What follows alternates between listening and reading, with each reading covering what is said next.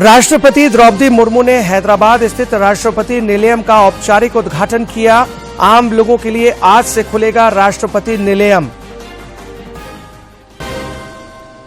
झारखंड विधानसभा में विधायक प्रदीप यादव ने प्रति व्यक्ति आय से जुड़े सवाल पूछे।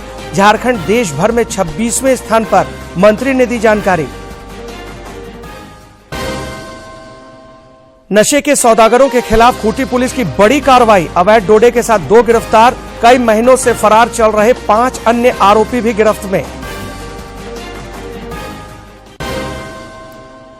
और कलश स्थापना के साथ ही चैत्र नवरात्र शुरू, मंदिरों में श्रद्धालुओं की उमड़ रही भीड़। सरहुल को लेकर राज्य भर में उत्साह का माहौल, तैयारियां जोरों पर।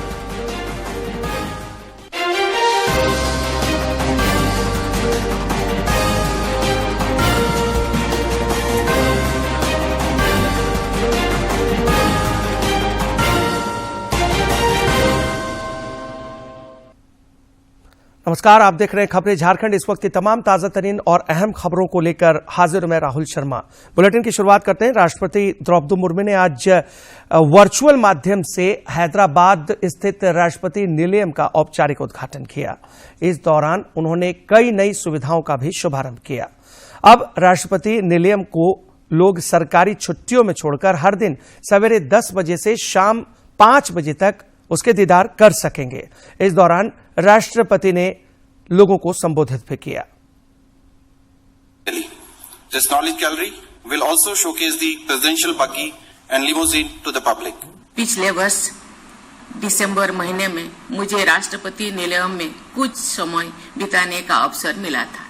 अपने इस प्रवास के दौरान मुझे इस स्थान के ऐतिहासिक महत्व को विस्तृत जानकारी मिली। राष्ट्रपति निलयम के फ्लैग स्टॉप बेस पर सितंबर 1949 में हैदराबाद के भारत में विलय के इंस्ट्रूमेंट ऑफ एक्सेशन पर हस्ताक्षर किए गए थे। अपने उसी प्रवास के दौरान मुझे यहाँ के सुंदर वातावरण, विभिन्न उद्यानों तथा फ्लोरा और फौना को देखने जानने का अवसर मिला। तो मेरी ये इच्छा हुई कि राष्ट्रपति निलयम देश के सभी नागरिकों के भ्रमण हेतु खुला होना चाहिए। देवियों और स्वजनों, सभी देशवासी गर्व के साथ आजादी का अमृत महोत्सव मना रहे हैं। हमारा प्रयास है कि सभी देशवासी, विशेषकर हमारी युवा पीढ़ी, स्वाधीनता मनाने के लिए सेनानियों के लिए बारे में जाने तथा हमारी स्वतंत्रता से जुड़ी मूल्यों का। राष्ट्रपति द्रौपदी मुर्मू आज राष्ट्रपति भवन में नागरिक अलंकरण समारोह में वर्ष 2023 के लिए पद्म पुरस्कार प्रदान करेंगी। 106 पद्म पुरस्कारों में से 6 पद्म विभूषण, 9 पद्म भूषण और 91 पद्मश्री हैं। पुरस्कार पाने वालों में 19 महिलाएं भी शामिल हैं। पद्म पुरस्कार पाने वाली इन हस्तियों पर दूरदर्शन हर हफ्ते हमारे पद्म विशेष कार्यक्रम का प्रसारण कर रहा है। दूरदर्शन झारखंड पर भी इसका प्रसारण किया जाएगा।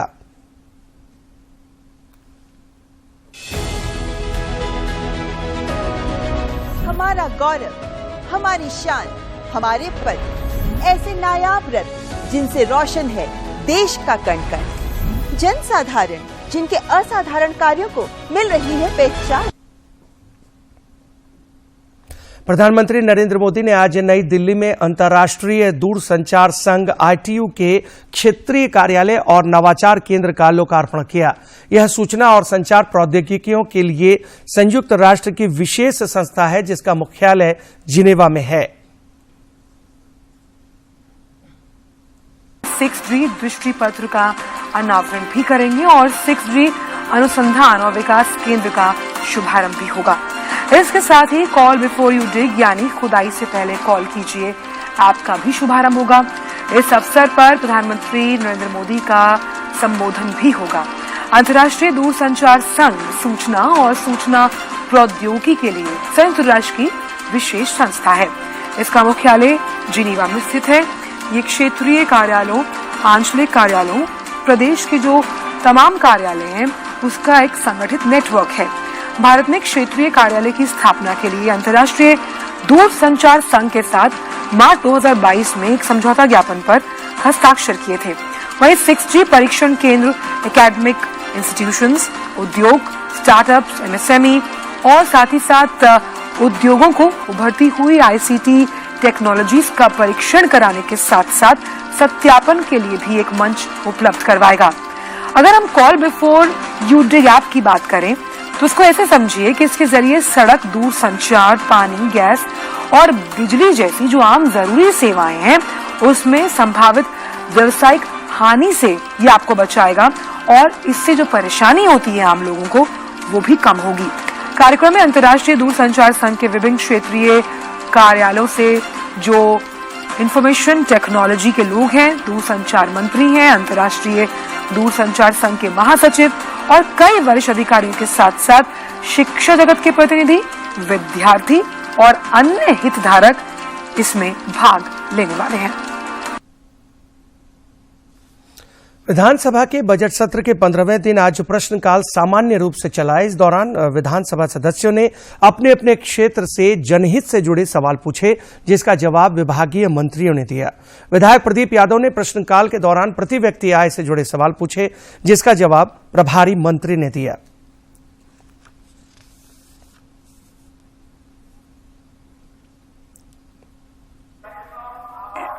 दूसरा, एक संसदीय समिति भारत सरकार ने लोकसभा में बनाई थी। भाजपा के सांसद PC गदिगोदर जो कर्नाटक से सांसद है, अध्यक्ष महोदय, उन्होंने जो समिति ने रिपोर्ट पेश की है सरकार के सामने कि 2022 तक भारत सरकार ने किसानों की आय दोगुनी करने में पूरी तरह सरकार विफल रही। और उन्होंने आगे कहा कि सबसे जो जिन बातों को मैं रखना चाहता कि 4 राज्य, जिसमें झारखंड भी है, झारखंड, मध्य प्रदेश, उड़ीसा और नागालैंड, इनकी आय घटी है और झारखंड की किसानों की आय 2173 रुपये प्रति माह घटी है। अध्यक्ष महोदय, ये आंकड़े हैं। इस 2 आंकड़ों को मैंने सरकार के सामने रखा है। तो बस मैं सरकार से जानना चाहता हूं, जो सरकार आंकड़े पेश किए हैं, हमने जो आंकड़े पेश किए हैं अध्यक्ष महोदय, क्या सरकार बताएगी कि यह जो औसत आय है प्रति व्यक्ति का, इसमें कॉर्पोरेट घरानों के भी आय जुटे हुए, जिस कारण थोड़ा ऊपर दिखता है? पहली बात ये। दूसरी बात, जब प्रश्न आया माननीय सदस्य प्रदीप यादव जी का, तो मुझे खुशी हुई। इस पॉलिटिक्स के माहौल में भी इकोनॉमिक्स बोलने वाला कोई माननीय सदस्य है। पॉलिटिक्स तो करते रहते हैं, इकोनॉमिक्स की बात बहुत कम करते हैं। जो प्रश्न किए थे उसका उत्तर, और माकूल उत्तर मैं कहूंगा, अब विभाग द्वारा, सरकार द्वारा दिया गया है। अब इनका प्रश्न सप्लीमेंट्री जो पूछ रहे हैं उसका जवाब एकाएक देना पर्याप्त या समुचित संभव नहीं होगा, ये मैं बता शुरू से ही कहूंगा। लेकिन राज्यपाल सीपी राधाकृष्णन ने कल झारखंड विधानसभा के बजट सत्र के उपलक्ष्य में विधानसभा सदस्यों के लिए राजभवन में रात्रि भोज का आयोजन किया। इस रात्रि भोज में मुख्यमंत्री हेमंत सोरेन, विधानसभा अध्यक्ष रविंद्रनाथ महतो, भाजपा विधायक दल के नेता बाबूलाल मरांडी समेत तमाम विधायक और राज्य के वरिष्ठ अधिकारी शामिल हुए। राज्यसभा सांसद और भाजपा के प्रदेश अध्यक्ष दीपक प्रकाश ने कल राज्यसभा में खान मंत्रालय से संबद्ध भूवैज्ञानिक सर्वेक्षण, मानचित्रण और उसके व्यापक संग्रहण पर सवाल खड़े किए। इसके जवाब में केंद्रीय कोयला मंत्री प्रहलाद जोशी ने बताया कि साहेबगंज स्थित पादप जीवाश्म प्रकाश पार्क सहित देश में 32 भूवैज्ञानिक स्थल चिन्हित किए गए हैं।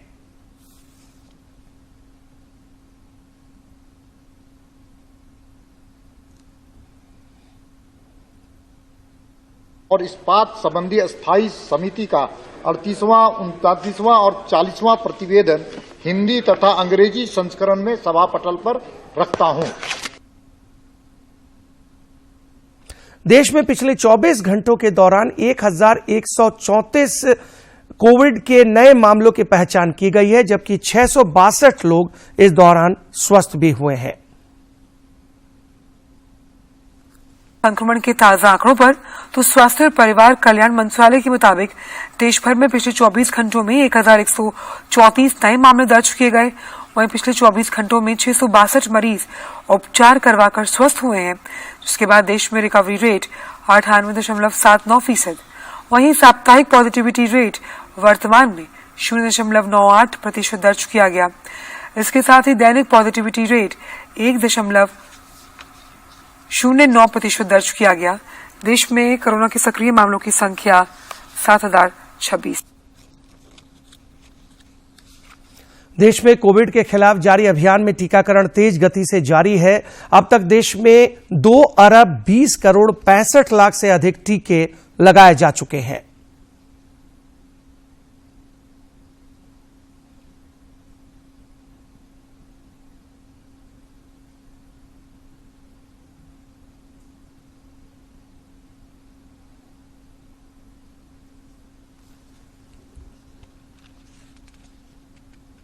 देश में अब तक 220 करोड़ 65 लाख से अधिक टीकों की खुराक दी जा चुकी है। पिछले 24 घंटों में 7,673 से अधिक कोविड टीके लगाए गए। देश के विभिन्न शहरों में इन दिनों G20 कार्य समूह की बैठकें चल रही। वहीं नागपुर में भी आयोजित सिविल 20 की बैठक कल संपन्न हो गई।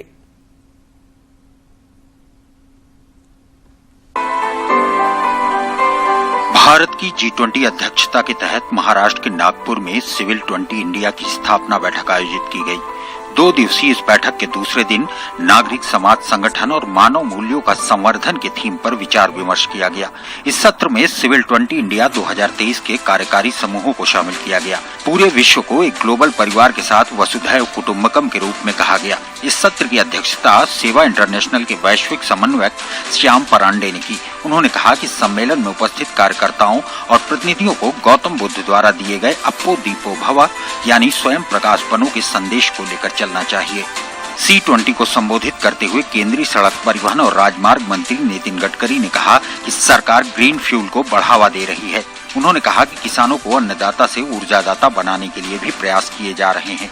Green fuels and diversification of agriculture towards energy and power sector. Presently, we name it as Annadata. Now we want to make them Urjadata. And now we have formulated the policy by which the farmers can make bio-bitumen and from the rice straw, and by which 100% they will be bitumen data. So the way in which we are working on green economy, where we have a lot of commitment for ecology and environment. Bharat की G20 की अध्यक्षता के तहत दूसरी सतत वित्त कार्य समूह की बैठक राजस्थान के उदयपुर में शुरू हुई। 3 दिवसीय बैठक वैश्विक विकास और स्थिरता सुनिश्चित करने में मदद करने के लिए स्थायी वित्त जुटाने के उद्देश्य से प्रासंगिक नीतियों और सर्वोत्तम प्रणालियों की पहचान पर केंद्रित है।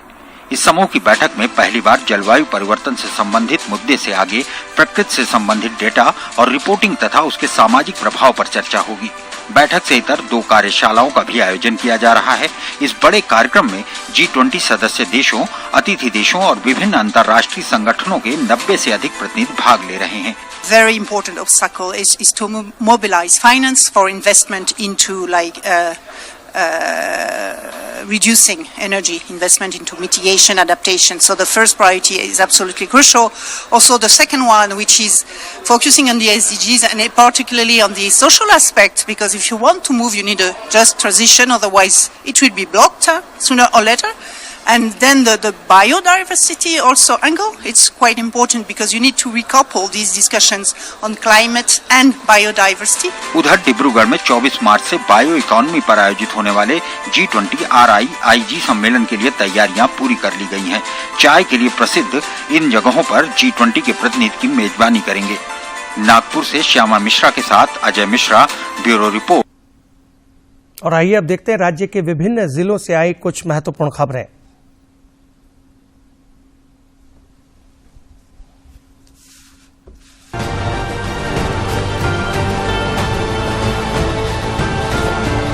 मुख्यमंत्री हेमंत सोरेन से राष्ट्रीय एथलीट और पर्वतारोही आशा मालवीय ने शिष्टाचार मुलाकात की। उन्होंने मुख्यमंत्री को बताया कि महिला सुरक्षा और सशक्तिकरण को लेकर वे 1 नवंबर 2022 को संपूर्ण भारत साइकिल यात्रा पर निकली हैं और इसका समापन 15 अगस्त 2023 को नई दिल्ली में होगा। मुख्यमंत्री हेमंत सोरेन से झारखंड पारा ओलंपिक एसोसिएशन से जुड़े दिव्यांग खिलाड़ियों ने मुलाकात की। इस दौरान एसोसिएशन की ओर से मुख्यमंत्री को बताया गया कि राज्य के कई दिव्यांग खिलाड़ी विभिन्न खेलों में राष्ट्रीय और अंतर्राष्ट्रीय स्तर पर राज्य और देश का नाम रोशन कर रहे हैं। सरायकेला खरसावां के उपायुक्त अरवा राजकमल ने कृषकों, महिला स्वयं सहायता समूहों और अन्य को कृषि यंत्रों के वितरण को लेकर बैठक की। बैठक में उप विकास आयुक्त, जिला कृषि पदाधिकारी और जिला भूमि संरक्षण पदाधिकारी समेत अन्य अधिकारी मौजूद थे। देवघर में लखराज एवं अन्य लगान मुक्ति भूमि राजस्व का कार्यों का संपादन समुचित तरीके से नहीं किया जा रहा है। इसे लेकर उपायुक्त मंजूनाथ भजंत्री ने पदाधिकारियों की प्रतिनियुक्ति की है और कार्य में तेजी लाने का निर्देश दिया है। साहेबगंज के उपायुक्त रामनिवास यादव की अध्यक्षता में डीएमएफटी सीएसआर आकांक्षी योजना अनाबद निधि द्वारा संचालित योजनाओं की समीक्षा बैठक हुई। इस दौरान योजनाओं की समीक्षा की गई एवं सभी योजनाओं को समय पर पूर्ण करने और समय पर उनका भुगतान करने का निर्देश दिया गया। खूंटी जिले के मुरहू सीएचसी में 23 मार्च को स्वास्थ्य मेला का आयोजन किया जाएगा। स्वास्थ्य मेले के सफल आयोजन को लेकर जिले के उपायुक्त ने संबंधित अधिकारियों के साथ बैठक की। मेले में आवश्यकता के अनुरूप चश्मा एवं निःशुल्क दवा का वितरण किया जाएगा। सरायकेला खरसावां जिले के गम्हरिया निवासी विवेक बिहानी ने 4 महीने की पैदल यात्रा कर नर्मदा परिक्रमा का रिकॉर्ड कायम किया है। विवेक ने 3600 किलोमीटर की दूरी तय करते हुए ओंकारेश्वर ज्योतिर्लिंग से शुरू की यह यात्रा नर्मदा नदी के किनारे से चलकर 3600 किलोमीटर की दूरी तय कर पुनः उसी स्थल पर परिक्रमा कर संपन्न की।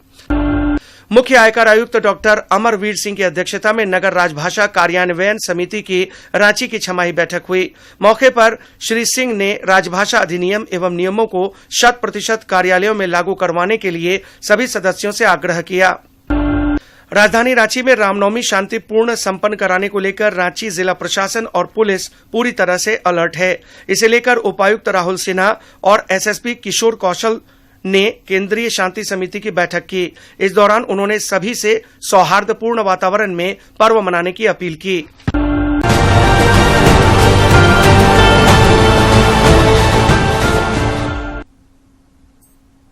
खूंटी में हुए मनरेगा घोटाले के दौरान तत्कालीन उपायुक्त पूजा सिंघल की जांच को लेकर झारखंड हाईकोर्ट में दायर जनहित याचिका पर कल सुनवाई हुई। मुख्य न्यायाधीश संजय कुमार मिश्रा की खंडपीठ ने इस मामले में राज्य सरकार से जवाब मांगा है। न्यायालय ने पूछा है कि मनरेगा घोटाले को लेकर एंटी करप्शन ब्यूरो में कितने केस दर्ज हैं और उनकी क्या स्थिति है। प्रधानमंत्री नरेंद्र मोदी मन की बात कार्यक्रम के जरिए जनहित के मुद्दों पर भी हमेशा प्रचार प्रसार करते रहते हैं। प्रधानमंत्री ने मन की बात में स्टार्टअप का भी जिक्र किया था।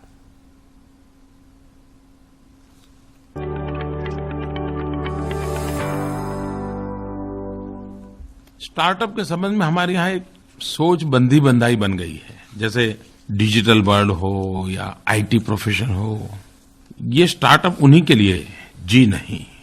हमें तो उसको भारत की आवश्यकताओं के अनुसार बदलाव लाना है।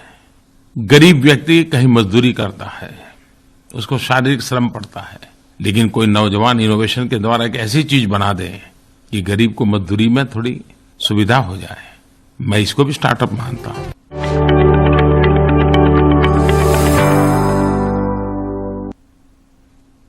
प्रधानमंत्री नरेंद्र मोदी इस महीने की 26 तारीख को मन की बात कार्यक्रम के जरिए देशवासियों के साथ अपने विचार साझा करेंगे। प्रधानमंत्री ने इस कार्यक्रम के लिए लोगों से अपने सुझाव देने का आग्रह किया है।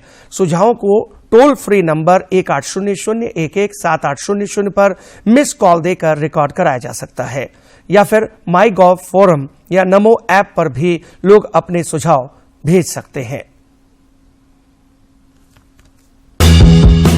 मन की बात है जन जन की, संघर्षों के कुछ किस्से, कहानी कुछ सफलताओं की, अनकही विरासत की, उम्मीदें नए भारत की। महीने के आखिरी रविवार का रहता है इंतजार।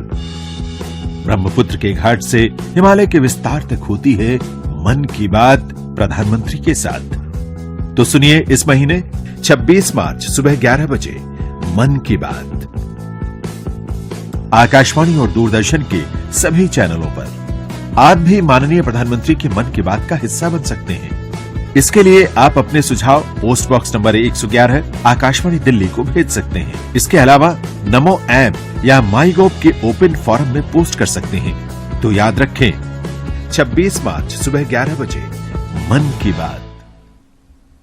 नशे के कारोबारियों के खिलाफ खूंटी पुलिस को बड़ी सफलता हाथ लगी है। पुलिस ने मारंगहदा थाना क्षेत्र में 9 बोरों में भरकर ले जाए जा रहे 113 किलो डोडा के साथ 2 आरोपियों को गिरफ्तार किया है। साथ ही साथ पुलिस ने अफीम की खेती के मामले में फरार चल रहे 5 तस्करों को भी गिरफ्तार किया है। भगत अपने साथ के पदाधिकारी एवं फोर्स के साथ गए तो थोड़ी देर रुकने के बाद देखे कि एक गाड़ी उधर से आती हुई दिखाई दी, जो कि एक मारुति सफेद कलर की मारुति वैन ओमनी गाड़ी है जिसका नंबर JH01S6615 था। और उसको रोके जाने पर वहां से संदिग्ध अवस्था में 2 व्यक्तियों को डिटेन किया गया, जिनका नाम। कलश स्थापना के साथ आज से ही चैत्र नवरात्र शुरू हो गया है। आज से विक्रम संवत 2080 शुरू हो गया है। महाराष्ट्र में गुड़ी पड़वा और आंध्र प्रदेश में उगादी पर्व भी आज है। आज चैत्र नवरात्र का भी पहला दिन है और अगले 9 दिनों तक मां दुर्गा के अलग अलग स्वरूपों की विशेष पूजा होगी। लोग घरों और मंदिरों में मां दुर्गा की पूजा उपासना कर रहे हैं। नवरात्रि के पहले दिन मां दुर्गा के प्रथम स्वरूप मां शैलपुत्री की उपासना की जाती है। मंदिर मुंबई, दिल्ली और तमाम शहरों में मंदिरों में आज सुबह विशेष आरती की गई। मंदिरों में श्रद्धालुओं का तांता लगा हुआ है। चैत्र नवरात्र के मौके पर वैष्णो देवी मंदिर में श्रद्धालुओं की भारी भीड़ उमड़ रही है।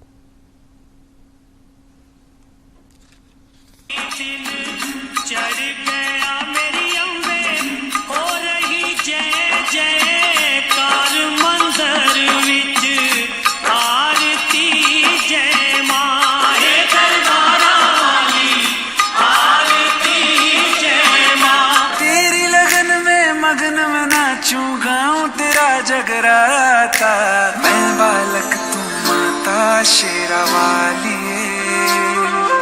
है, टूटिए नाता शेरा वाली।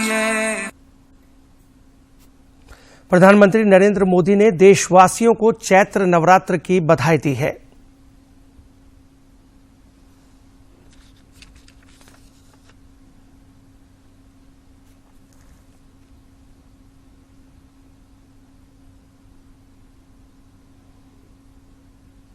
इधर झारखंड के राज्यपाल सीपी राधाकृष्णन और मुख्यमंत्री हेमंत सोरेन समेत कई राजनेताओं ने लोगों को चैत्र नवरात्रि, गुड़ी पड़वा, उगादी और हिंदू नववर्ष की हार्दिक शुभकामनाएं दी हैं।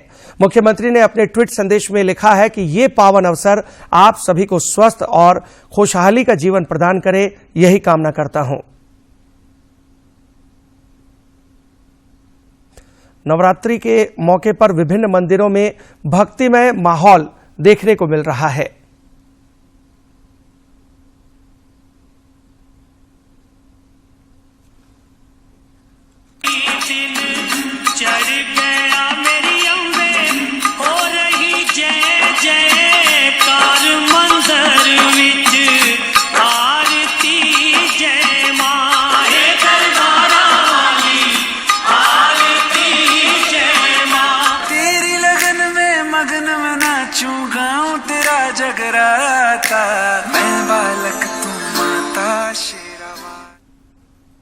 झारखंड में आदिवासियों के कई पर्व त्योहार हैं, मगर उन सब में सरहुल त्योहार बेहद खास होता है। इसलिए सरहुल को आदिवासियों का महापर्व भी कहा जाता है।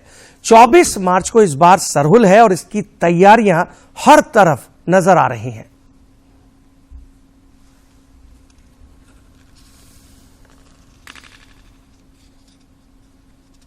राजधानी रांची समेत पूरा झारखंड सरहुल के उमंग में नजर आने लगा है। ऐसे तो सरहुल जुलूस 2 दिन बाद है, मगर सरहुल की मस्ती आदिवासी क्षेत्रों में आज से ही चारों ओर देखी जा रही है और इसकी तैयारियां शहर से लेकर गांव तक हर तरफ काफी जोर शोर से चल रही हैं।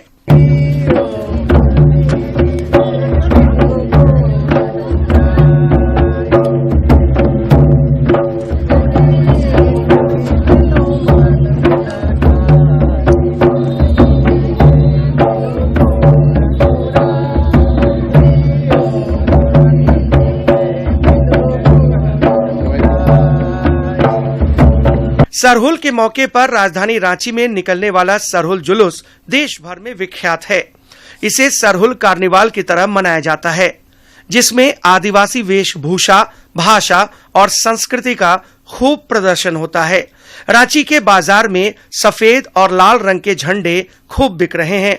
युवा डिजाइनर्स आदिवासी बंडी, डिजाइनर लाल पाड़ साड़ी समेत अन्य परिधानों की जमकर खरीदारी कर रहे हैं। सरहुल में पहनने के लिए।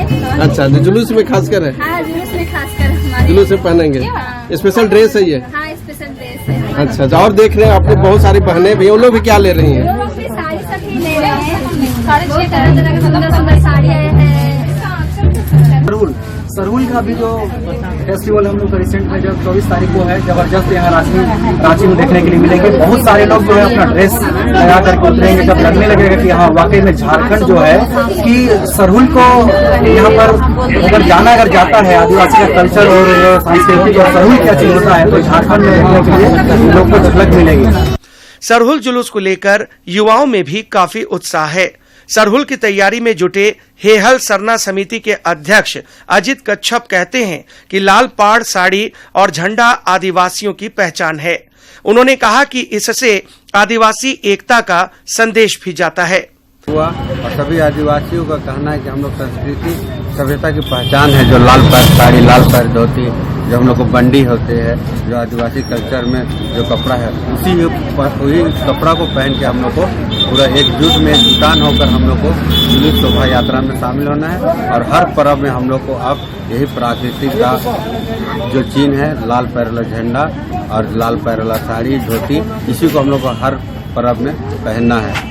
ऐसे तो झारखंड में कई पर्व त्योहार मनाए जाते हैं, मगर सरहुल झारखंड की पहचान है और अगले कुछ दिन में झारखंड में इसकी छटा भी खूब देखने को मिलेगी। रांची से प्रताप की रिपोर्ट। आज विश्व जल दिवस है। इस अवसर पर राजधानी रांची समेत राज्य भर में कई कार्यक्रमों का आयोजन किया जा रहा है। इस दिन जल संरक्षण को लेकर संकल्प लिया जाता है।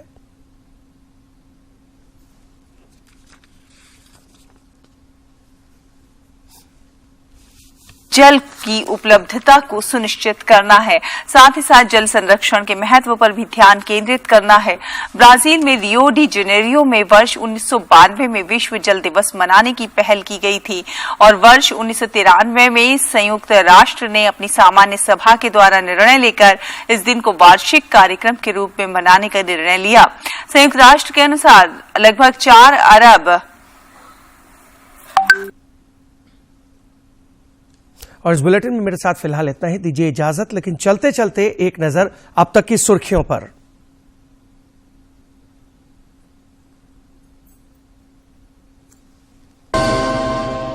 राष्ट्रपति द्रौपदी मुर्मू ने हैदराबाद स्थित राष्ट्रपति निलयम का औपचारिक उद्घाटन किया।